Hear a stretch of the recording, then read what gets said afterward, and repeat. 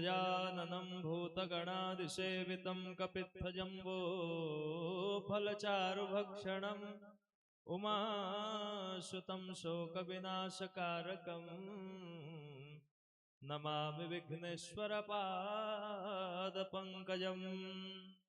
ध्येयं सदा परिभवग्नमभीष्टदोहं तीर्थास्पदं शिवविरञ्चिनुतं शरण्यं भृत्यार्तिहं प्रणतपालभवाब्धिपोतं वन्दे महापुरुषते चरणारविन्दम्।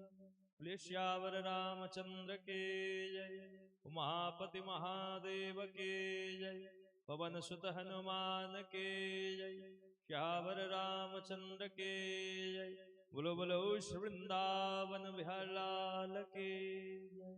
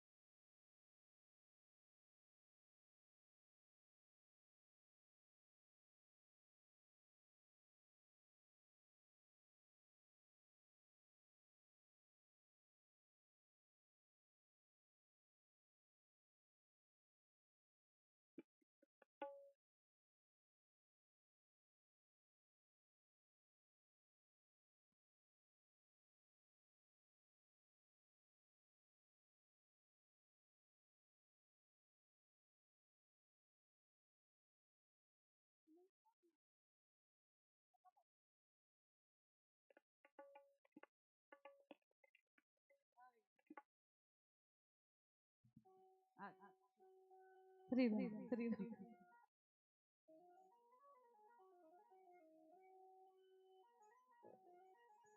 श्री राम श्री राम श्री राम। आरती जला लो।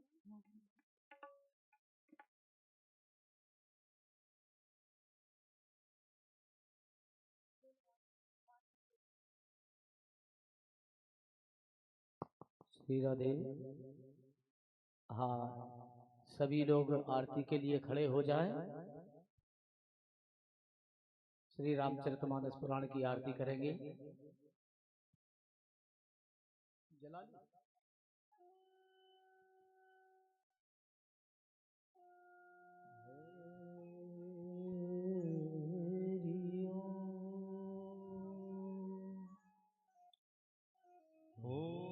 क्षणं प्रोक्षणं चैवतारणं चावगुण्ठनं धेनुमुद्रां महामुद्रां तारर्त्रिकं शुद्धिं प्रकर्दितां कर्पूरपूरेण मनोहरेण सुवर्णपात्रे दरसंस्थितेनं प्रदीपभासा सहसा गतेन नीराजनं देव समर्पयामि। बोलिए मंगलमय भगवान की जय। आरती श्री रामायण जी की, आरती श्री रामायण कीरत कलत ललित सिया पीकी कीरत कलित ललित सिया पीकी आरती श्री रामायण जी की आरती श्री रामायण जी की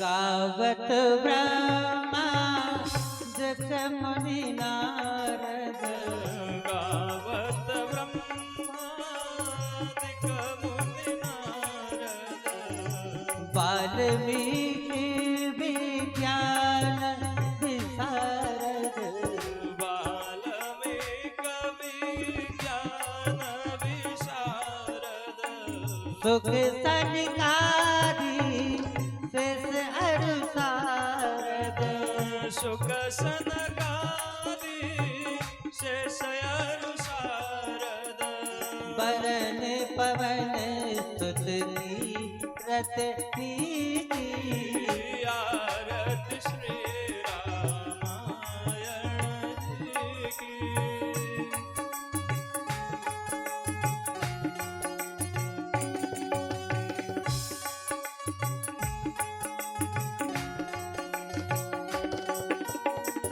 गावत वेद पुराण अर्थ दश गावत वेद पुराण अष्टदश छौ शास्त्र सब ग्रंथन को रस छौ शास्त्र सब ग्रंथन को रस मुनि जन धन संतन को सर्वस मुनि जन धन संतन को सरवस सारे अंश सम्मत सब ही की आरती श्री रामायण जी की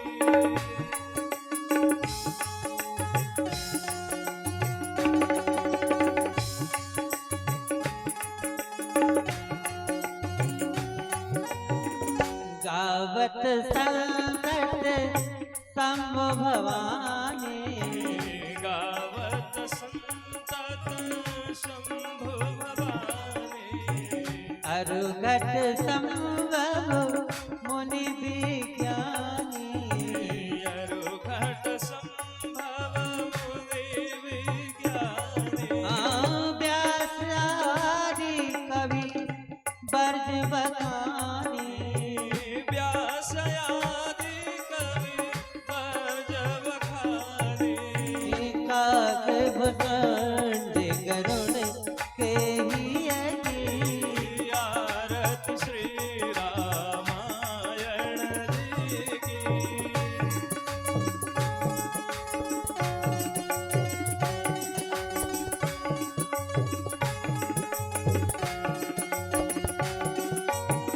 कलमल हरन बिसरस पीकी कलिमल हरन विषय रस पीकी सुभग सिंगार मुक्ति जुबती की सुभग सिंगार मुक्ति युवती की दलन रोगी भव मोदी अमी की दलन रोग भव मोरी अमी की तात मात सब वेद तुलसी की आरती श्री रामायण जी की कीरत कलत ललित सिया पीकी कीरत कलित ललित सिया पीकी कर्पूरी गौरम करुणावितारम संसार सारं भुजगेन्द्रहारं सदा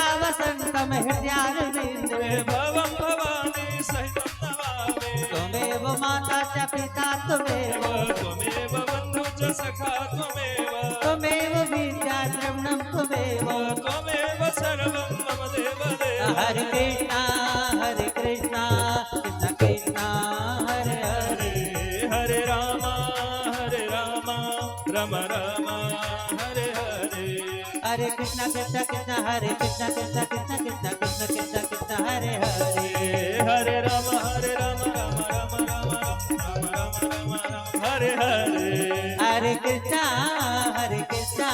कृष्ण कृष्ण हरे हरे हरे राम राम राम हरे हरे हरे कृष्ण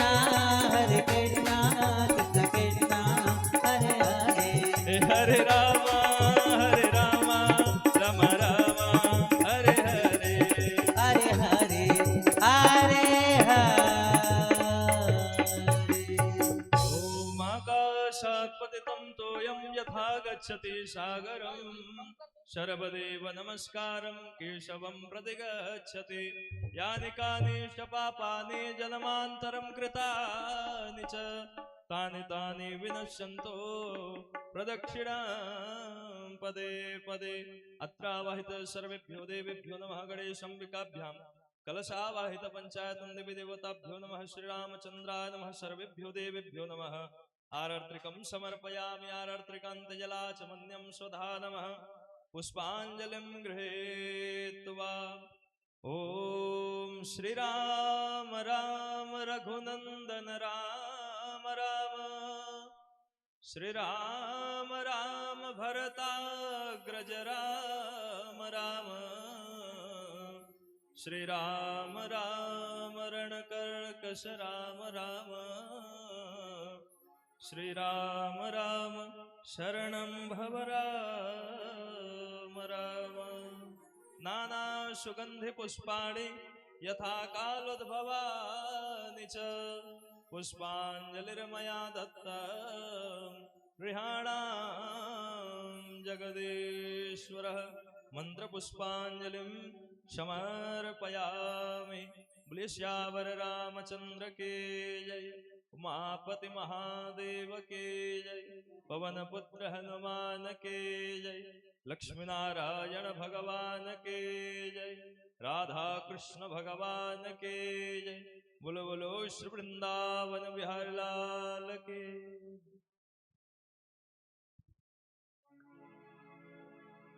श्री श्री राम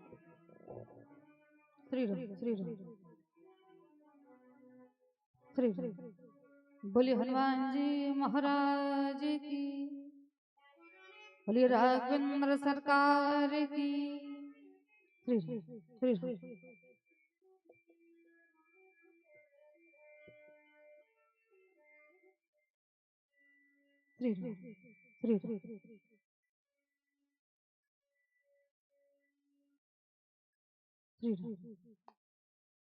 श्री गणेशाय नमः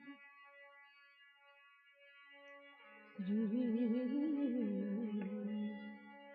गुरुचरण कमलेभ्यो नमः श्री रामचंद्राय नमः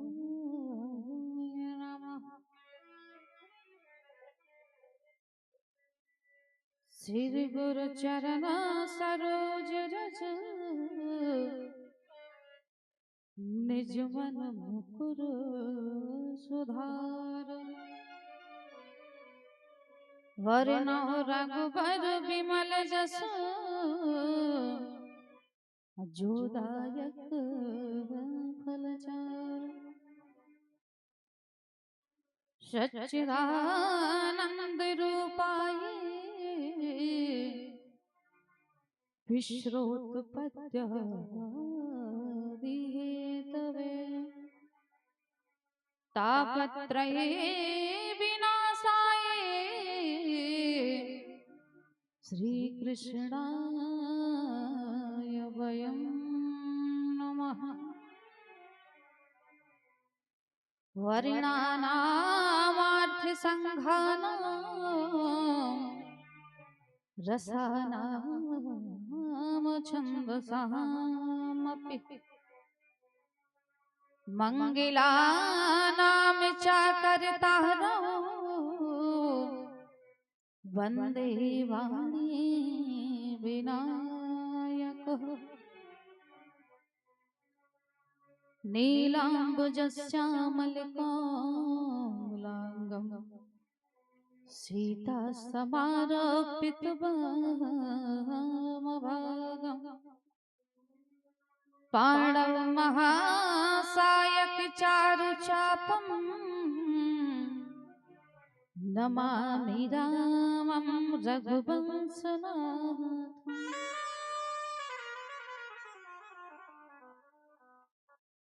जय जय जय माँ भारती, जय जय माता तुलसी, जय जय जय बुंदेलधरा की, जय जय बाबा तुलसी। प्रणव पवन कुमार खलवन पावक ज्ञान घन, जासु हृदय बसह राम चर्चा। जनकपुरी की जानकी, अवधपुरी के राम, और इनके चरण में करूं शुभारंभार प्रणाम। इनके चरण में करूं शुभारंभार प्रणाम। बोलिए राघवेंद्र सरकार की। श्री राम हमारे प्रतस्मरणीय कवि कुल तिलक कविता आनंद केसरी श्री रामचरितमानस के रचयिता पूज्यपाद गोस्वामी तुलसीदास जी के चरणों में बारंबार प्रणाम करते हुए कौशल्य नंदन दशरथ नंदन श्री राघवेंद्र सरकार के चरणों में बारंबार प्रणाम करते हुए कैलाश पर विराजमान भूत भावन भोले बाबा के चरणों में बारंबार प्रणाम करते हुए इस रामचरितमानस के शून्य के अनंत रसिया अंजना नंदन श्री मारुति नंदन श्री हनुमान जी महाराज के चरणों में बारंबार प्रणाम करते हुए और हमारे बाद जिनकी कथा को आप श्रवण पान करेंगे ऐसे हमारे पूज्यपाद श्री 1008 महामंडलेश्वर श्री राम प्रियदास जी महाराज के चरणों में बारंबार प्रणाम करते हुए बोलिए गुरुदेव भगवान की। और सभी जो अभी पूजन कराते हैं हमारे दोनों भैया जो आचार्य हैं और हमारे ऑर्गन प्रसाद दे रहे हमारे ही यहाँ के जो अंकल जी हैं, ये हमारे यहाँ बड़े ही प्रसिद्ध गायक हैं महाराज, बहुत बड़े संगीतकार हैं। इनके जैसा हमारे यहाँ कोई और है नहीं, इतने संगीत में परिपक्व है। ऐसे हमारे रमेश भैया और तबला प्रसाद दे रहे हमारे जो सबसे प्रसिद्ध है हमारे पूरे क्षेत्र में दतिया जिले में, ऐसे हमारे राकेश भैया और पेड़ प्रसाद दे रहे हमारे प्रदीप भैया और हमारी आवाज को आप तक पहुंचा रहे कुशल माइक ऑपरेटर महोदय, क्योंकि जब तक हमारी आवाज नहीं निकलेगी तो कथा कहाँ से कहेंगे। हाँ, केवल दो लोगों का सबसे ज्यादा साथ होता है कथा में, एक तो हमारे संगीताचार्य और दूसरा माइक का। हाँ, और हमारी कथा प्रांगण में पधारे हुए सभी भक्तजन विप्रजन मां अनसुईया गादी के पद चिन्हों पर चलने वाली हमारी माताएं बहनें एवं पुष्प वाटिका में विचरण करने वाले नन्हे मुन्ने बाल गोपाल और इस कथा को जो करवा रहे हैं समस्त कमेटी के सदस्य, मैं सबको बारंबार प्रणाम करती हूँ, अभिनंदन करती हूँ। सिया राम मैं सब जग जानी और करो प्रणाम जोर जुग पाती। महाराज 2 बार भगवान का संकीर्तन करेंगे मन और वाणी को पवित्र करने के लिए, फिर जैसी प्रभु की कृपा होगी आपको कथा सुनाने का प्रयास करेंगे। तो सभी लोग तालियों के साथ गाएंगे भजन को। कि वृंदावन जाऊंगी सखी ना लौट के आऊंगी, हो वृंदावन जाऊंगी सखी ना लौट के आऊंगी, मेरे नैनन मेरे नैनन मेरे नैनन बरसे नीर सखी वृंदावन जाऊंगी, मेरे नैनन बरसे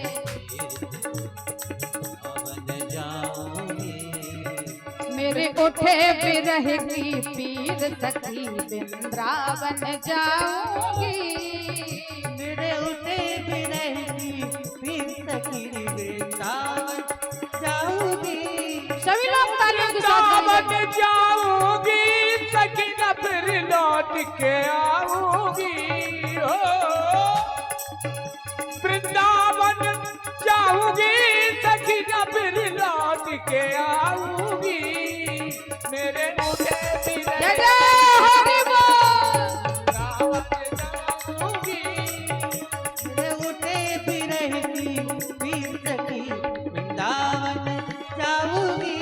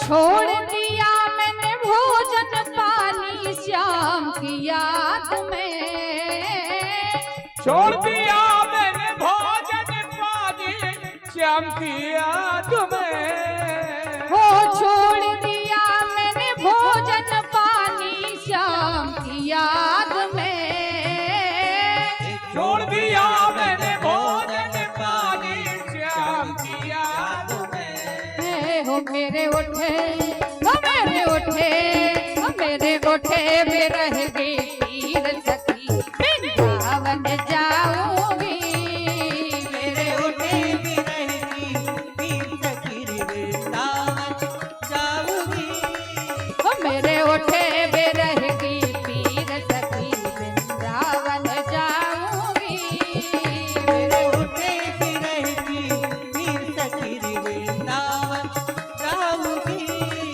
हो वृंदावन जाऊंगी सखी ना लौट के आऊंगी, वृंदावन जाऊंगी सखी न फिर लौट के आऊंगी, वृंदावन जाऊंगी सखी ना लौट के आऊंगी, वृंदावन जाऊंगी सखी न फिर लौट के आऊंगी, हो बाजे बंसी यमुना तीर सखी वृंदावन जाऊंगी, बाजे मुरली यमुना तीर सखी वृंदावन जाऊंगी, बाजे मुरली यमुना तीर सखी वृंदावन जाऊंगी।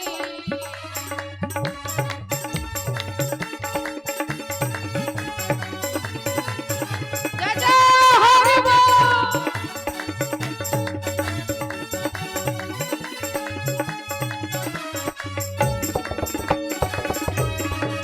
जय जय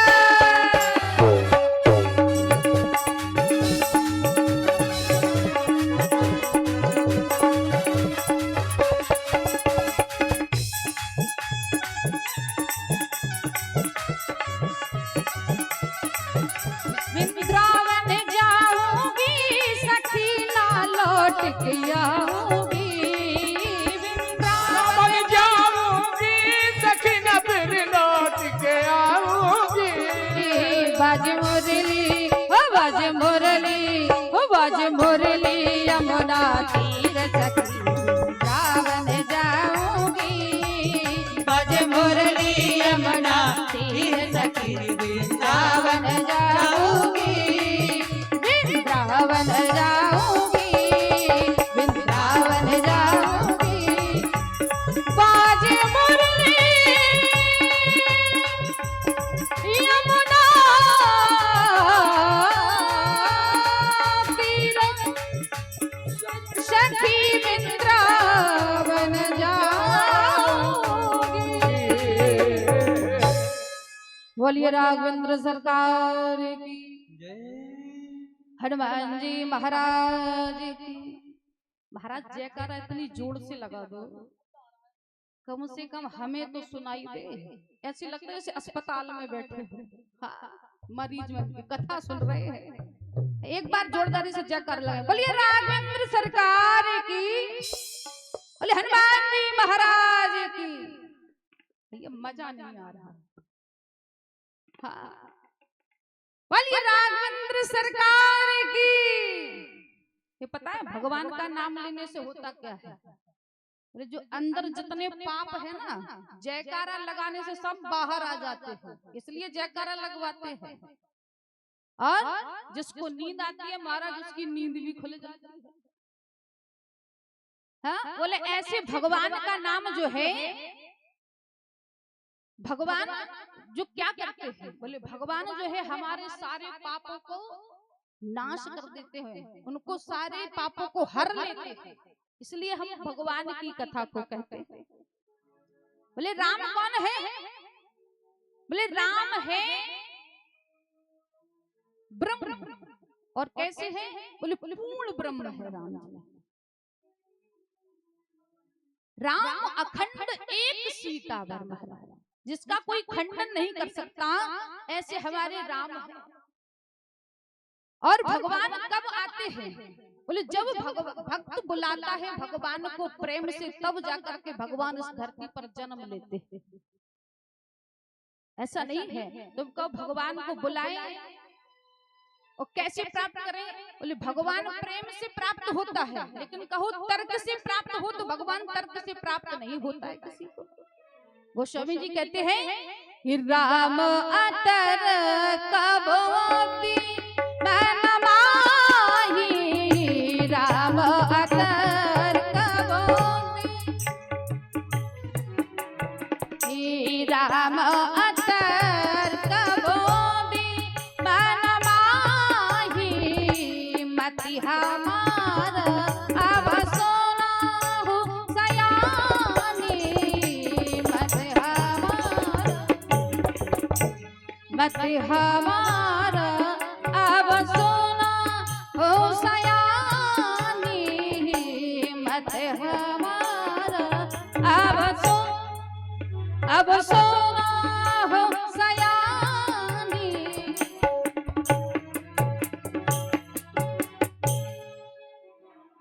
महाराज गोस्वामी जी कहते हैं, राम अतर्क बुद्धि मन माही, मत हमारे अब सुनो सयानी। कहते हैं जो भी भगवान को प्राप्त करना चाहता है तो उसे तर्क को छोड़ना पड़ेगा। बाबा कहते हैं ऐसा कोई तर्क नहीं बना है जिसका खंडन ना हो सके, इसलिए तर्क से परे है। और एक वक्त कहता है कि भगवान तो हमें, बोले कब कब इस पृथ्वी पर जन्म लेते हैं, भगवान इस धरती पर कब आते हैं?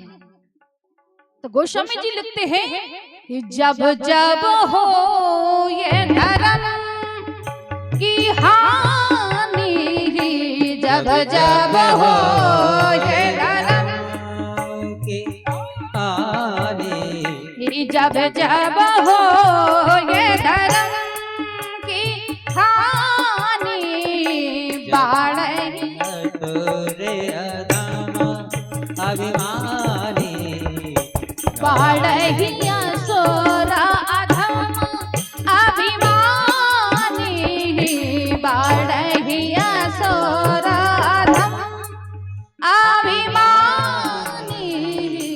बाढ़िया। बोले भगवान कब जन्म लेते हैं? बोले जब जब हो ये धर्म की हानि और बाढ़ई असुर अधम अभिमानी। बोले जब जब धर्म की हानि होती है, जब जब बोले तब भगवान जो है उन राक्षसों का वध करने के लिए आते हैं।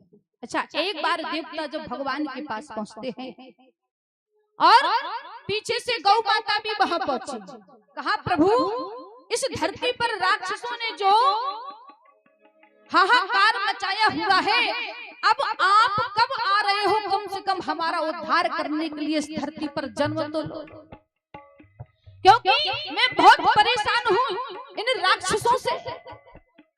तब तो भगवान कहते हैं गौ माता से कि आप चिंता मत करो, मैं खुद स्वयं आऊंगा इस पृथ्वी पर चल करके, और बोले 1-2 दिन नहीं रहूंगा। बोले तो कितने दिन रहोगे? बोले 10,000 वर्ष। बोले 10,000 वर्ष से और 11,000 वर्ष तक मैं इस पृथ्वी पर जो है रहूंगा, सबका उद्धार करूंगा, उसके बाद इस पृथ्वी से जाऊंगा। आप चिंता मत करिए, जाइए, मैं स्वयं आऊंगा इस पृथ्वी पर जन्म लेकर के, और 11,000 वर्ष तक रहूंगा। ये वाल्मीकि रामायण कहते हैं कि भगवान इस धरती पर 11,000 वर्ष तक रहे। तब जैसे ही आशीर्वाद दिया सभी देवताओं को और गौ माता को, तो भगवान बोले कब आए और किसके यहाँ आए? तो गोस्वामी जी कहते हैं जो स्वयंभू मनु और शत्रुपा जी थे महाराज, कि स्वयंभू मनु और शत्रुपा और तीन ते भई नर सृष्टि अनुपा।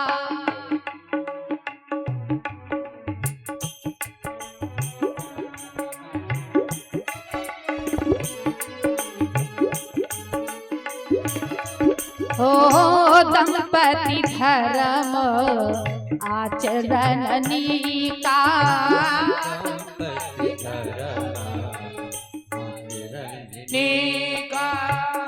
अजा होगा हो श्रुति जिनके लिखा, अजा होगा श्रुति जिनके लिखा, अजा होगा हो श्रुति जिनके लिखा, अजा होगा श्रुति जिनके लिखा। महाराज शंभु मनु और शत्रुपा जी महाराज, ये दोनों पति पत्नी जो है इन्होंने अखंड राज्य किया, और इनकी पत्नी कैसी थी? पतिव्रता। पतिव्रता जानते हो? जो अपने पति की सेवा करे उसे कहते हैं पतिव्रता स्त्री। तो ये कौन है? बोले ये सती है। इनको सती की उपाधि दी गई है। ये अपने पति की हर बात को मानती है। बोले एक दिन क्या हुआ, जब महाराज मनु जो है राज सिंहासन पर बैठे थे, ध्यान से सुनना, और जब सिंहासन पर बैठे थे तो उनके मन में एक बात आई कि मैंने इतने कल्प जो है राज किया है, लेकिन मैं राज के भोगते भोगते भगवान को भूल गया, तो अब भगवान का भजन कैसे करें? बोले तब तो महाराज मनु जो है ने अपनी पत्नी से कहा कि मैंने राज करते करते मैं भगवान को भूल गया, अब मेरे मन में बात आ रही है कि अब इस राज को छोड़ करके मैं भगवान के भजन में चला। तब तो राज किसको दे? मन में जब विषय आया कि हो ये न विषय विराग और भवन बसत भा चौथपन, और हृदय बहुत दुख लागो और जन्म गयो हरि भगत बिना। महाराज मनु कहते हैं हो ये न विषय विराग भवन बसत भा चौथपन, मेरा चौथापन आ गया और मैंने भगवान को बिसरा दिया है, तो अब मैं इस राज को छोड़ करके भगवान का भजन करूंगा जाकर। तब तो बोले भजन कैसे करें, क्योंकि इस राज को भी नहीं छोड़ सकते, प्रजा हमारी बिना राजा के हो जाए। तो बोले राजा किसे बनाए? बोले महाराज मनु के बड़े पुत्र का नाम था उत्तानपाद महाराज। तो उन्होंने क्या किया, बोले अपने बड़े बेटे को राज दिया। अच्छा एक बात ध्यान से सुनना, आज के जो पिता है महाराज, जो घर के मालिक है, तो घर के मालिक ये सोचते हैं चाबी हम पर बनी रहे तब तक हम ही मालिक बनी रहे, है ना। और अगर चाबी बच्चों को सौंप देंगे तो हमारी कोई पूछ ही नहीं होगी। लेकिन यहाँ महाराज मनु अपने बेटे को जबरदस्ती राज दे रहे हैं। बरबस राज नृपै सुत दीना। बरबस का मतलब होता है जबरदस्ती, उसको जबरदस्ती राजा बना दिया। और आज के समय में क्या है, बोले बरबस राज ले रहे हैं। आज के पुत्र जो है अपने पिता से जबरदस्ती मालकी छुड़ा रहे हैं। और यहाँ महाराज मनु जो है जबरदस्ती अपने पुत्र को राज देकर के उसे राज सिंहासन पर बैठा देते हैं। बोले फिर जाकर के अपनी पत्नी से कहा आप भी चलोगी भगवान का भजन करने के लिए। तो उनकी पत्नी बोले कैसी थी, दंपति धर्म आचरण नीका, वो अपने पति की सारी बात मांगती थी। तो कहा स्वामी आप कहोगे जहां ले चलोगे वहीं पर चलो।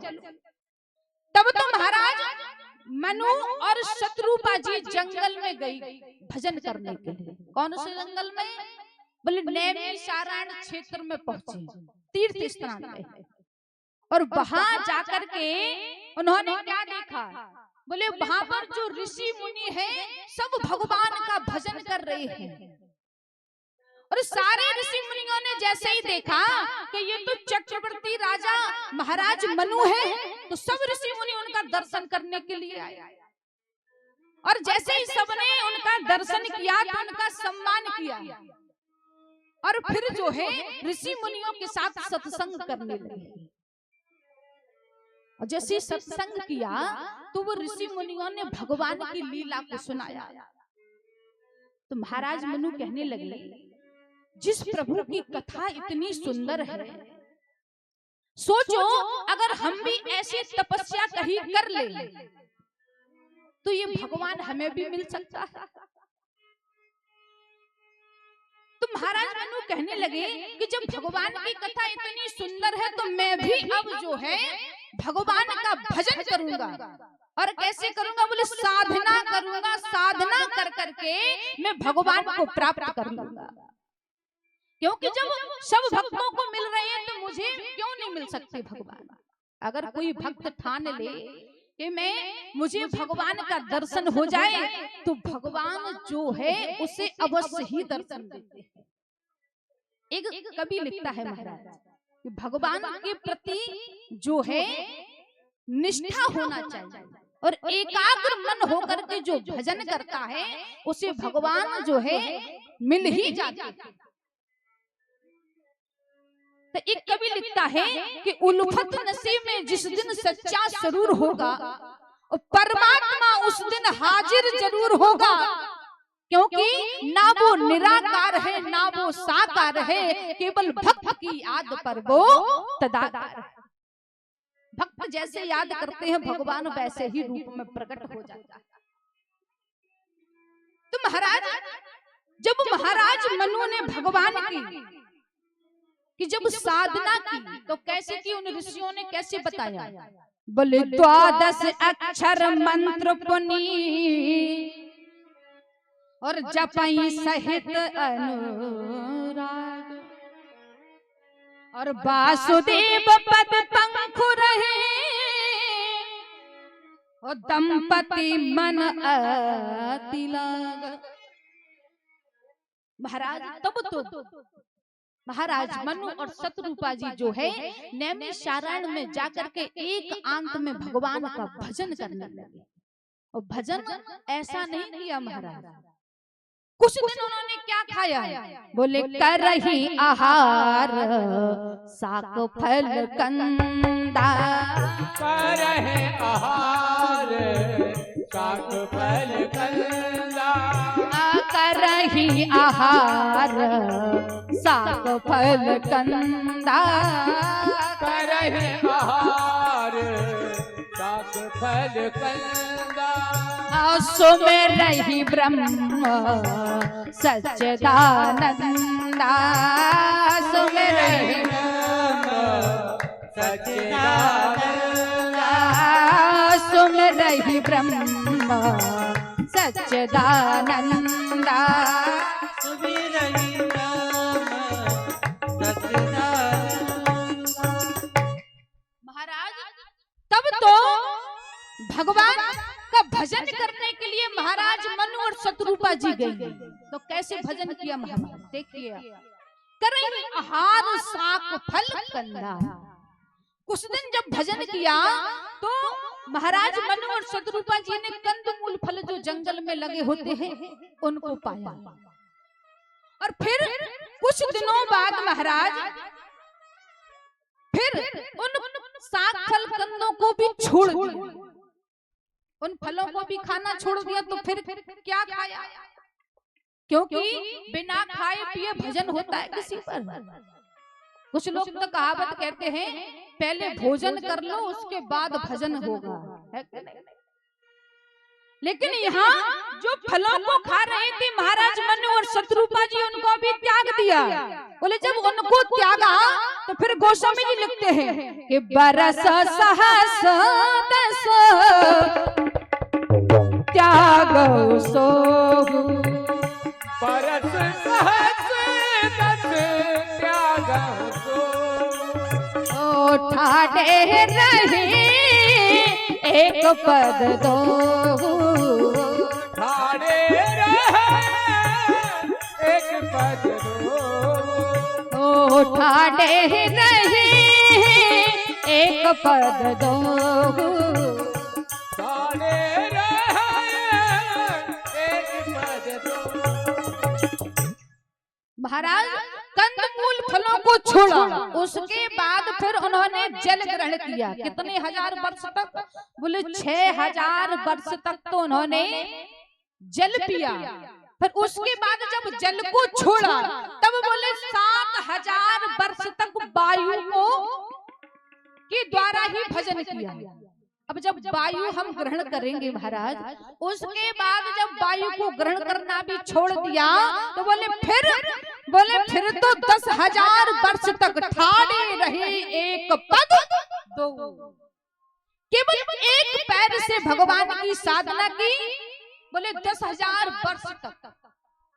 और ये स्थिति कौन होती है? प्राणायाम की स्थिति होती है। और उस स्थिति में जब भगवान का मतलब भजन किया, बोले तब तो जो है ब्रह्मा विष्णु महेश ये तीनों देवताओं ने देखा ये तो इतना घोर तप कर रहे हैं, इनसे तो मैं प्रसन्न हूँ, चलो चलकर इनसे मिलते हैं जाकर और इनसे कहेंगे कि तुम्हें जो लेना है जो मांगना है पर वो मुझसे मांगे।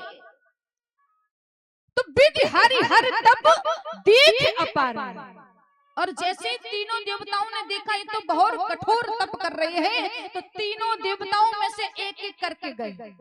ब्रह्मा जी ने कहा मांगो मांगो क्या मांगना चाहते हो, मैं तो तुम्हारी तपस्या से प्रसन्न हूँ। लेकिन महाराज मनु ने किसी की नहीं सुनी। ब्रह्मा जी बोले ब्रह्मलोक ले लो लेकिन अब तो बोलो, लेकिन फिर भी नहीं सुना। अब विष्णु भगवान आए, विष्णु भगवान ने कहा मैं तुम्हारी तपस्या से प्रसन्न हूँ, मांगो क्या मांगना चाहते हो, मैं आपको पूरा क्षीर सागर दे दूंगा। लेकिन फिर भी महाराज जागे नहीं। दूसरी बात बोले भगवान शंकर भी आए, कहा मांगो क्या मांगना चाहते हो, मैं तुम्हारी तपस्या से प्रसन्न हूँ। तब भी महाराज जो है महाराज मनु और शत्रुपा जी का जो एकाग्र मन होकर के भगवान की साधना कर रहे थे उनका मन डगमगाया नहीं। तीनों देवता आए और तीनों देवता वापस चले गए, क्योंकि भक्त की जो है को भगवान परीक्षा लेते हैं कि ये कितना जो है हमारे भजन में लीन है, ये हमें सचमुच पाना चाहता है या फिर ऐसे ही भजन कर रहा है। तो भगवान भी भक्त की जब परीक्षा लेने के लिए आए, लेकिन यहाँ महाराज मनु किसी की बातों में नहीं आए और अपनी साधना को करते रहे।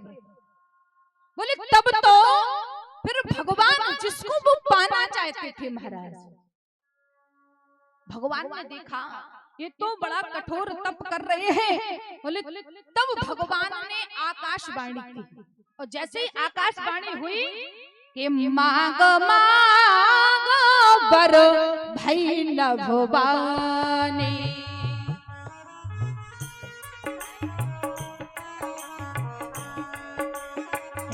मांग मांग बर नहीं भवानी, मांग मांग बर भई न भवानी, मांग मांग बर भई न भवानी, मांग मांग बर भई न भवानी, परम गंभीर कृपामृत सानी, परम कबीर कृपामृत सानी,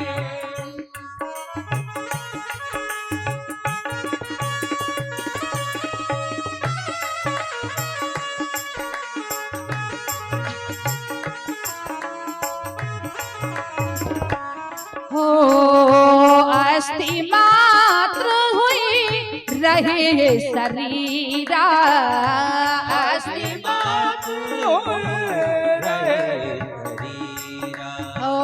तदपि मनाग मन ही नहीं पीरा, तदपि मना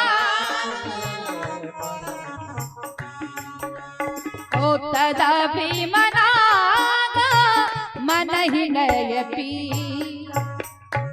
महाराज इतनी घोर साधना की उनका शरीर क्षीण हो गया, अस्थि मात्र हो रहे शरीरा। महाराज हड्डियां हड्डियां निकल आई, लेकिन घोर तप कर रहे हैं, और फिर भी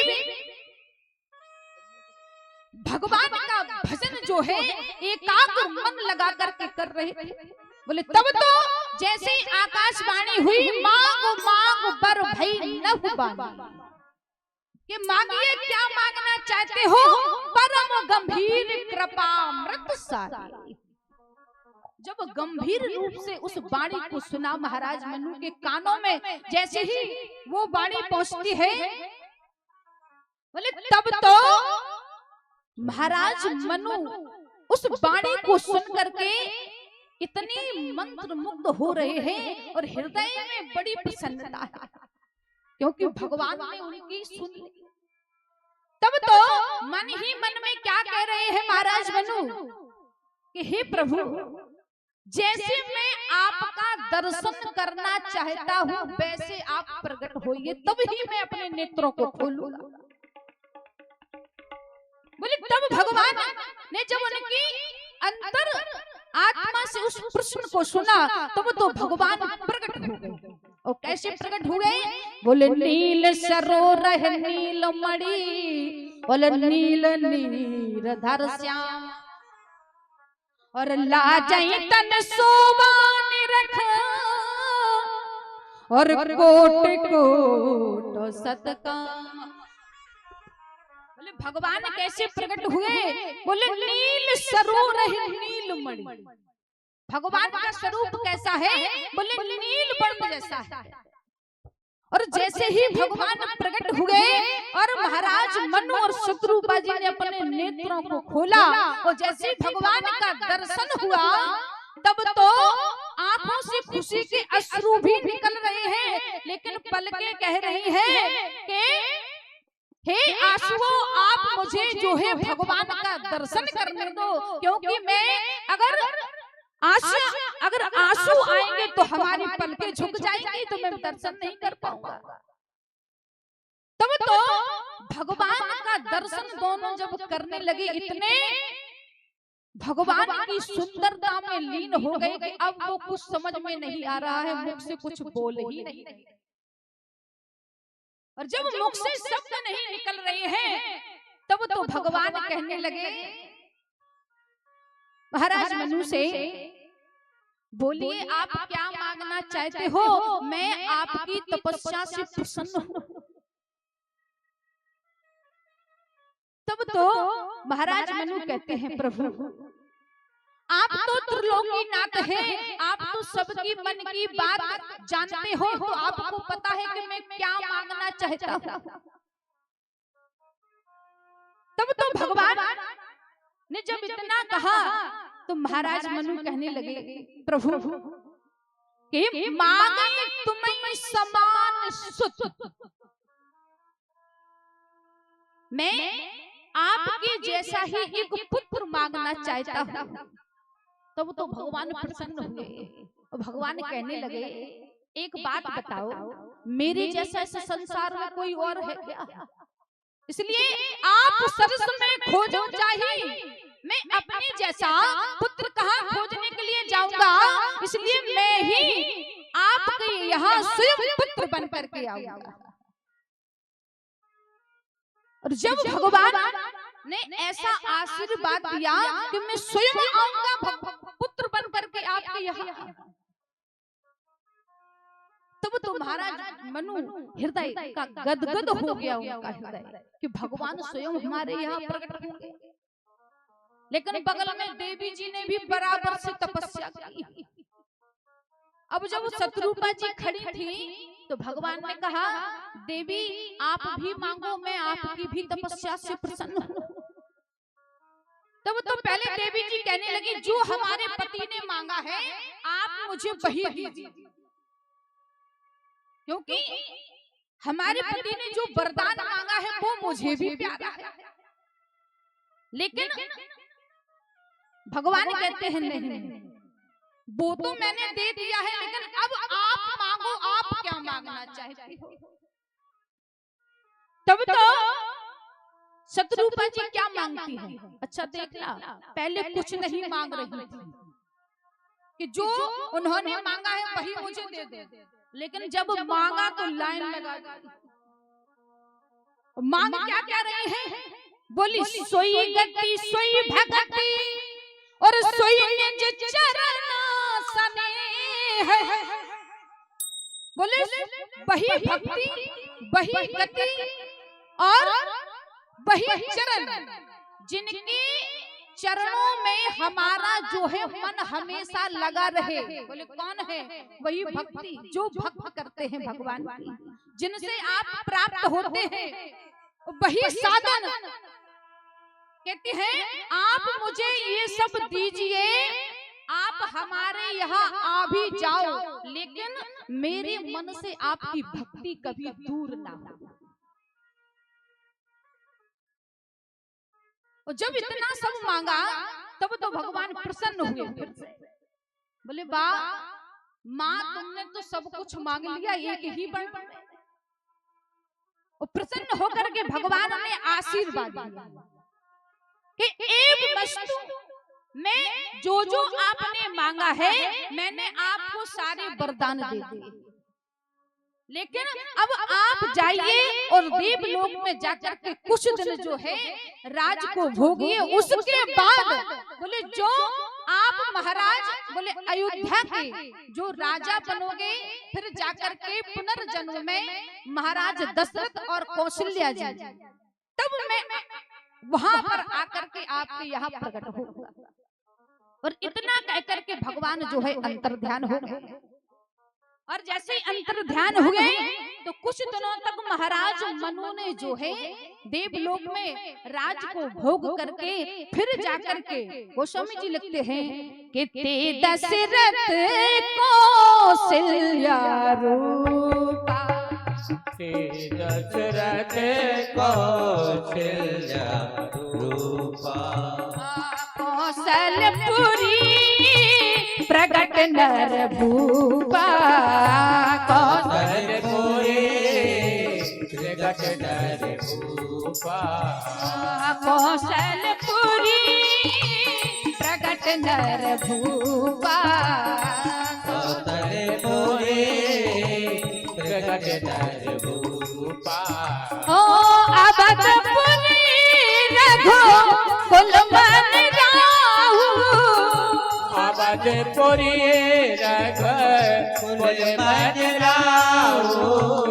अवधपुरी रघुकुल मजराओ अवधपुरी रघुकुल मजराओ तो वेद विदिता तेहि दशरथ नाहु वेद विदित दशरथ नाहु ओ धर्म धुरंधर गुण निधि ज्ञानी धर्म धुरंधर गुण निधि ज्ञानी धर्म धुरंधर गुण निधि ज्ञानी धर्म धुरंधर गुण निधि ज्ञानी हृदय भगति मन सारद पानी हृदय भगति मन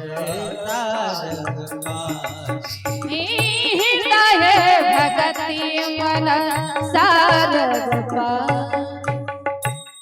बोले बही जाकर के महाराज दशरथ और कौशल्या मैया के रूप में बोले कहाँ विराजमान है? बोले अयोध्या में। और अवधपुरी में जाकर के बोले राज कर रहे हैं। और जो दशरथ जी है ना, इनकी 3 रानियां हैं। सबसे बड़ी रानी कौशल्या जी, दूसरी कैकेयी मैया और तीसरी सुमित्रा मैया। अब जब तीनों रानियां हैं और तीनों रानियों के एक भी पुत्र नहीं है महाराज, और जब एक भी पुत्र नहीं है तो एक बार महाराज दशरथ जी राज सिंहासन पर बैठे थे। और जैसे सिंहासन पर बैठे हैं तो बैठे बैठे मन में विचार आया है। और क्या विचार आया है? एक तो वाल्मीकि जी में कथा कहते हैं कि बैठे बैठे विचार जैसे ही आया तो उन्होंने दर्पण को लिया, और जैसे दर्पण उठाया तो अपने मुख को देखा।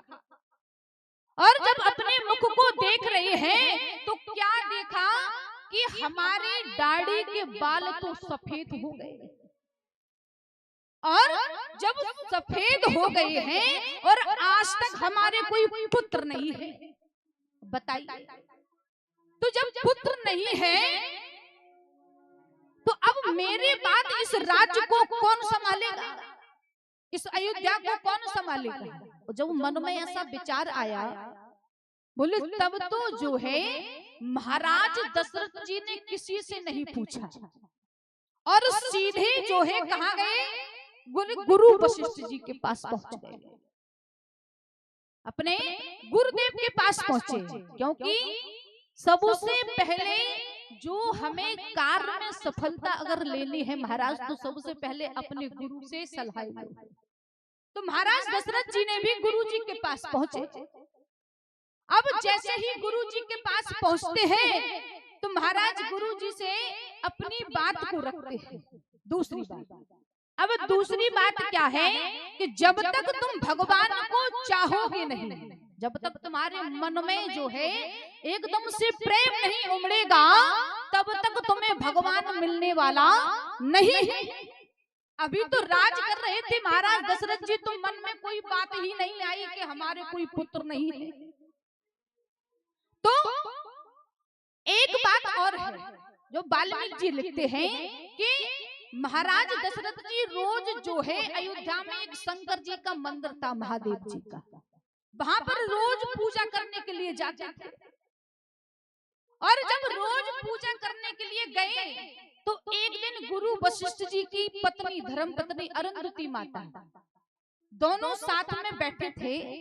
तो वशिष्ठ जी ने कहा कि महाराज जो दशरथ हैं, यहाँ के राजा चक्रवर्ती सम्राट, उनके कोई संतान नहीं है अभी तक, और उनके मन में अभी तक कोई ख्याल ही नहीं आ रहा है कि हमारे कोई संतान हो जाए। तो अरुंधति मैया ने कहा, स्वामी आप चिंता मत करो, उनके मन में जो है पुत्र की लालसा मैं जगा दूंगी। तब तो वशिष्ठ जी ने कहा कैसे जगाओगी? बोले आप उसकी चिंता मत करिए, बोले फिर भी, बोले वो रोज पूजा करने के लिए आते हैं, भगवान का अभिषेक करने के लिए आते हैं मंदिर में, तो मैं भी जाती हूँ रोज, लेकिन मैं उनसे बाद में जाऊंगी। तो वशिष्ठ जी ने कहा ठीक है। तो उनके भी एक पुत्र था, और एक दिन क्या हुआ, जैसे ही दशरथ जी वहां पर पहुंचते हैं मंदिर में, उसी समय अरुंधति माता अपने बालक को गोद में लेकर के पहुंच गई। और बोले उसी समय जो है दशरथ जी पूजन कर रहे थे, तो अरुंधति माता ने क्या किया, अपने बालक को थोड़ा सा रुलाया, और जैसे बालक रोया तो महाराज दशरथ जी के कानों में आवाज पहुंच गई, ये किसका बालक रो रहा है। और जैसे ही मंदिर में से बाहर निकले तो देखा ये तो मैया का बालक रो रहा है, ये तो हमारी गुरुदेव की पत्नी है। तो महाराज दशरथ जी को अरुंधति माता ने अपने लाला को पकड़ाया। तो महाराज दशरथ जी ने जैसे ही लाला को लिया तो उसको खिलाने लगे, और जैसे ही जब तक मैया गई पूजा करने के लिए, तब तक महाराज दशरथ जी गोदी में लिए और गोदी में खिला रहे हैं। और मैया जैसे ही आई तो अपने बालक को छुड़ा लिया। अब जैसे ही बोले मेरा लाला दे दो, तब तो महाराज दशरथ जी को बड़ा बुरा लगा, और जाकर के अपने राजमहल में बैठ गए, जाकर के राज सिंहासन पर। और अरुंधति मैया चली गई वशिष्ठ जी के पास। लेकिन जैसे ही बैठे तो उनके मन में विचार आया, अब जगह विचार कि ऐसा लाला तो हमारे यहाँ भी होना चाहिए, और मेरा चौथापन आ गया है, अभी तक कोई संतान नहीं है, तो अब इस राज्य को कौन संभालेगा। बोले उसी क्षण महाराज ने खड़ाओं को भी नहीं पहना, और सीधी जब गिलानी हुई मन में, गोस्वामी जी कहते हैं कि एक बार भूपति मन माही, एक बार भूपति मन माही, एक बार भूपति मन माही, एक बार भूपति मन माही, भय गलानी मोरे सुखदाई, भय गलानी मोरे सुखदाई, ओ भय गलानी मोरे सुखदाई, भय गलानी मोरे सुखदाई। गुरु कहे तोलता गयो मही पाला, गुरु ग्रह तोरत गयो मह पाला, गुरु कहे तोलता गयो मही पाला, गुरु ग्रह तोरत गयो मह पाला, चरण लाग कर विनय विशाला, चरण लागे कर विनय विशाला, ओ चरण लागे कर विनय विशाला। जैसे ही मन में गिलानी हुई, बोले एक बार भूपति मन माही। महाराज के जैसे ही हृदय में गिलानी हुई, मेरे पुत्र नहीं है, तो क्या हुआ, बोले एक बार भूपति मन माही, और भय गलानी मोरे सुत नाई। बोले मेरे कोई पुत्र नहीं है, बोले तब तो बोले गुरु ग्रह तुरंत गयो मही पाला, चरण लाग कर विनय विशाला। चरणों में जाकर के गुरुदेव के पास गिर पड़े और रोने लगे, गुरुदेव हमारे कोई संतान नहीं है, और मेरे बाद जो है इस राज्य को कौन संभालेगा।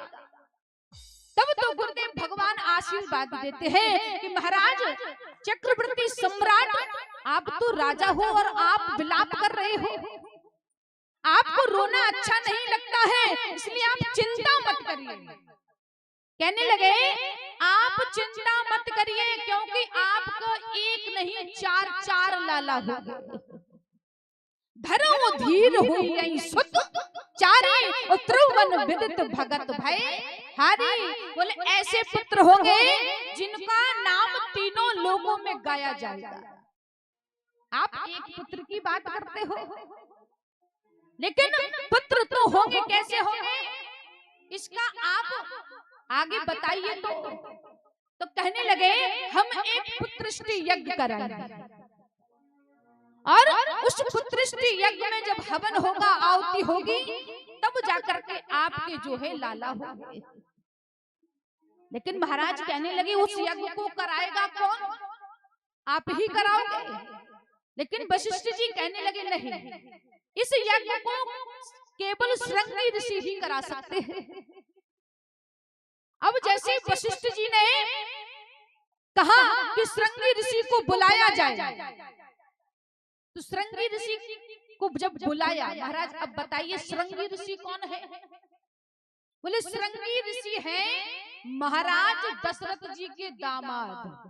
इनकी एक बेटी थी शांता, और शांता का विवाह जो है श्रृंगी ऋषि के साथ हुआ था, लेकिन वो कभी आते नहीं थे अयोध्या में।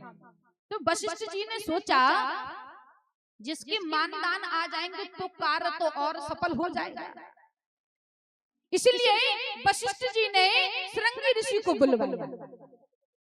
तो गोस्वामी जी कहते हैं कि श्रृंगी ऋषि वशिष्ठ बुलावा, श्रृंगी ऋषि वशिष्ठ बुलावा, अपुत्र काम शुभ जग करावा, पुत्र काम शुभ यज्ञ करावा, पुत्र काम शुभ जग करावा,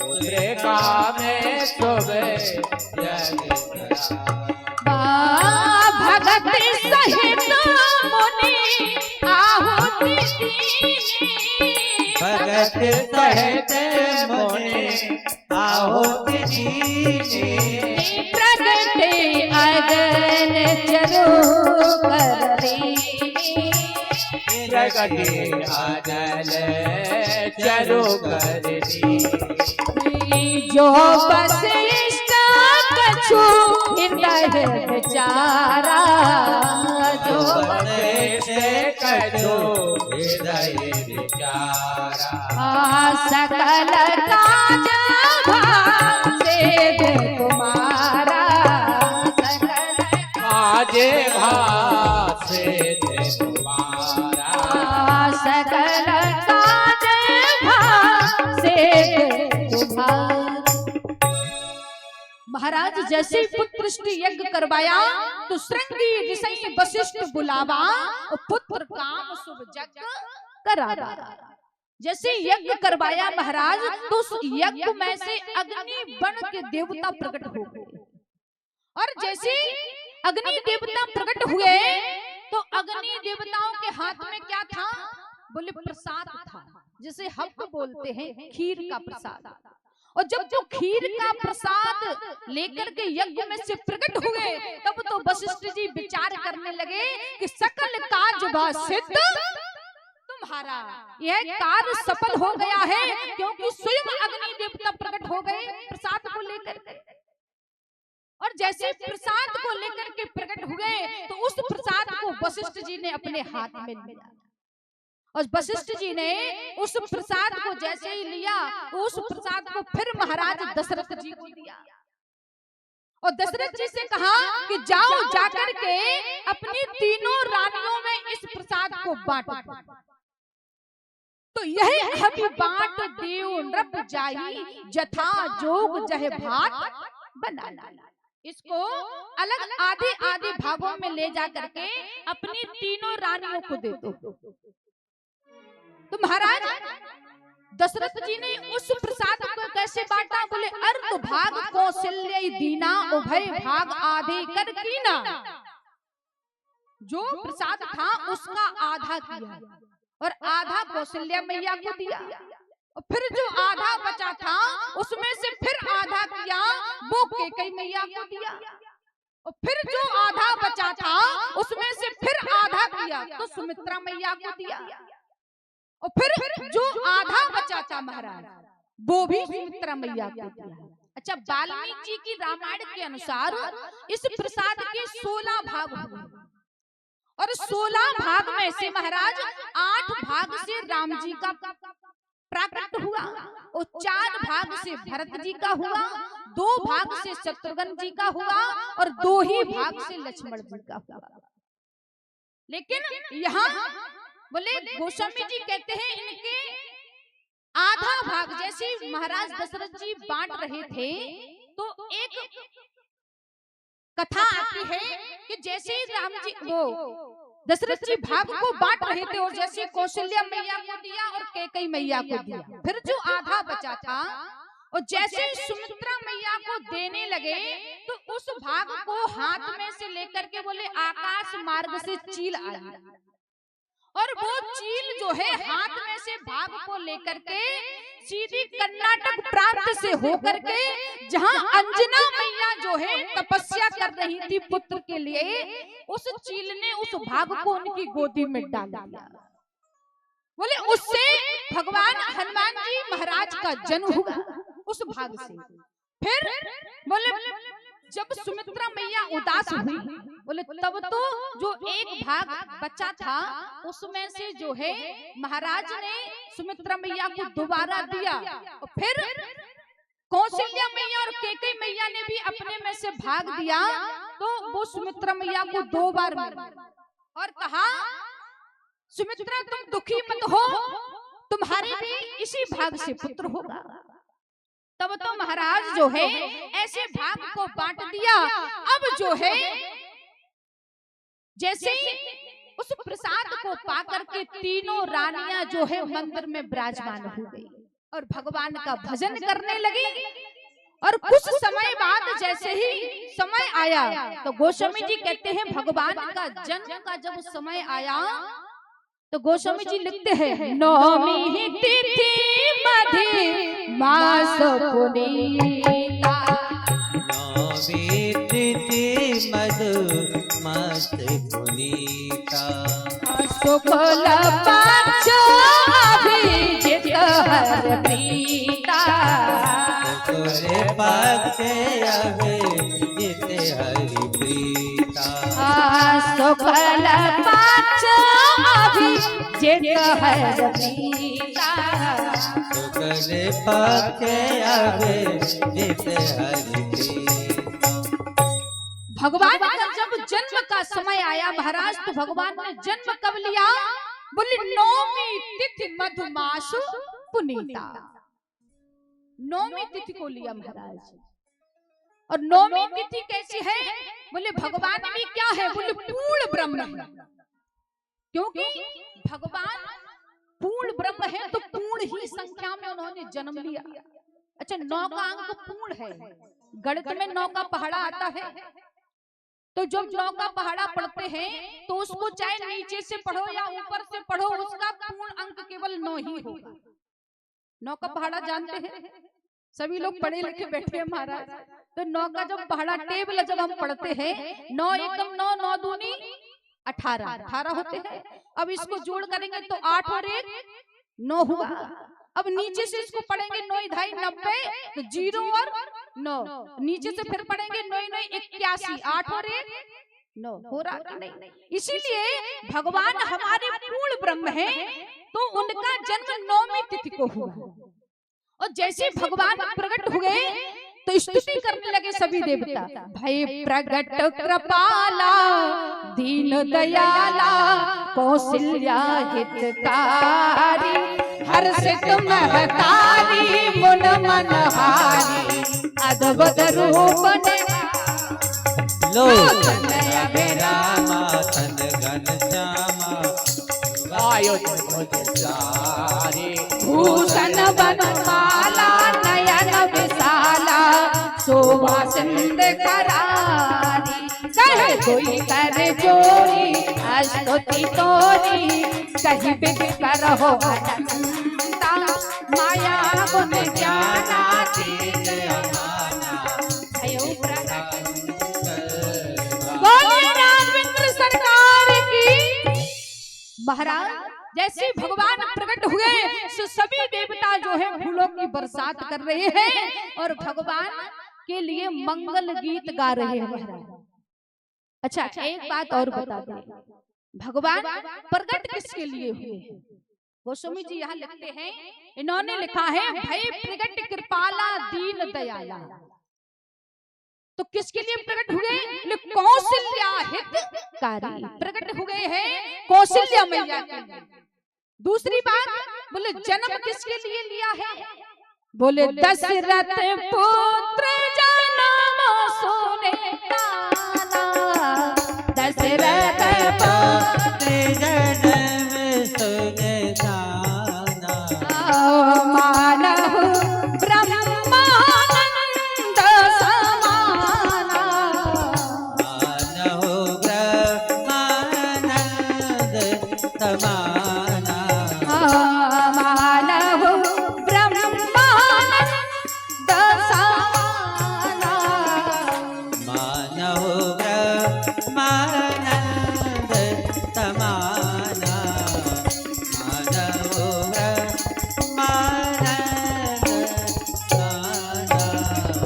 मानव ब्रह्मानंद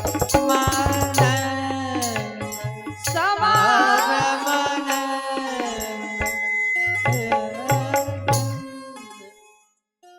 गोस्वामी जी कहते हैं कि भगवान प्रकट हुए कौशल्या मैया के लिए और जन्म किसके लिए लिया? बोले दशरथ जी के लिए। दशरथ पुत्र जन्म सुन काला। अब तीसरा बोले जो गौ माता ब्राह्मण जो सब परेशान थे और जो देवता भगवान से विनती करने के लिए गए थे कि आप आइए और हमारा उद्धार करिए, तो उनके लिए भगवान ने जन्म लिया उनका उद्धार करने के लिए। गोस्वामी जी लिखते हैं विप्रधेनु सुन सत्य हित लीन मनुज अवतार।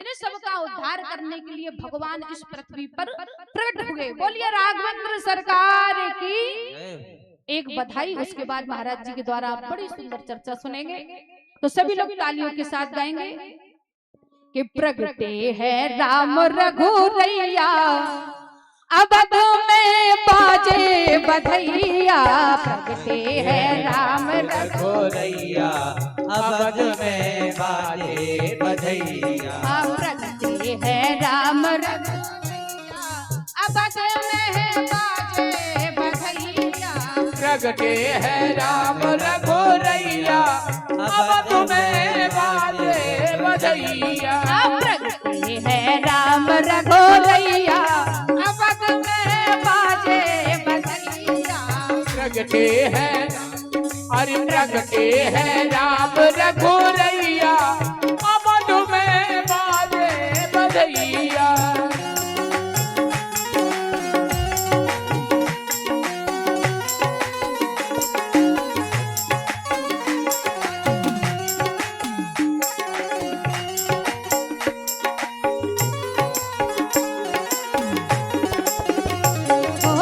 प्रगटे है राम रघुरैया अवध में बाजे बधैया, प्रगटे है राम रघुरैया अवध में बाजे बधैया, बाजे बधैया हो बाजे बधैया, बाजे बधैया हो बाजे बधैया, बाजे बधैया बाजे बधैया बाजे बधैया, बाजे बधैया बाजे बधैया बाजे बधैया, प्रगटे है राम रघुरैया अवध में बाजे बधैया, प्रगटे है राम रघुरैया अवध में बाजे बधैया, कौन लुटावे हीरा मोती, कौन लुटावे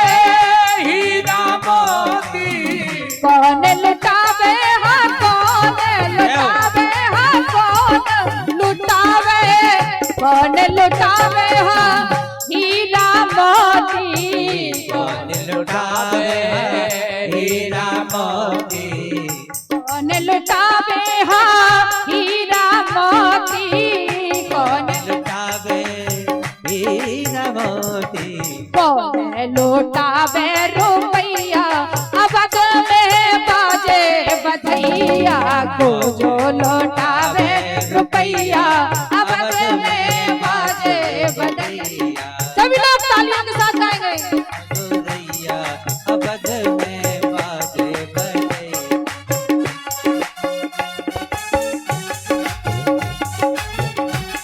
जय जय हरि बोल।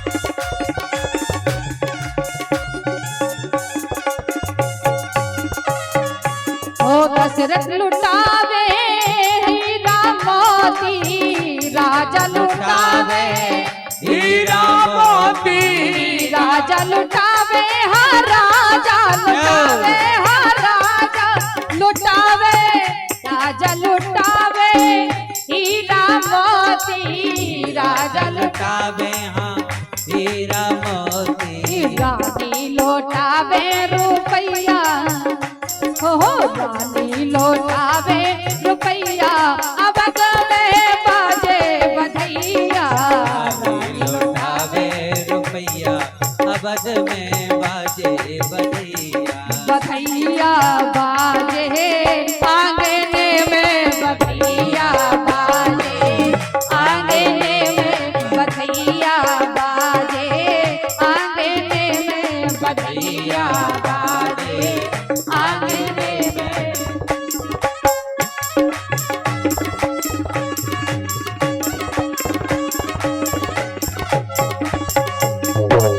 ओ मेरो लाला झूले पालना एक धीरे झोटा दियो मेरो लाला झूले पालना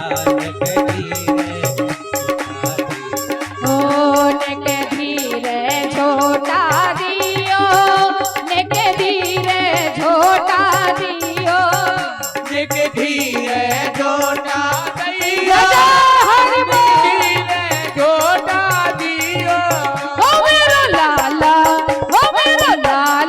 झूले पालना एक धीरे झोटा दियो ओ मेरा लाला झूले पालना एक होले झोटा दियो एक धीरे झोटा दियो एक धीरे झोटा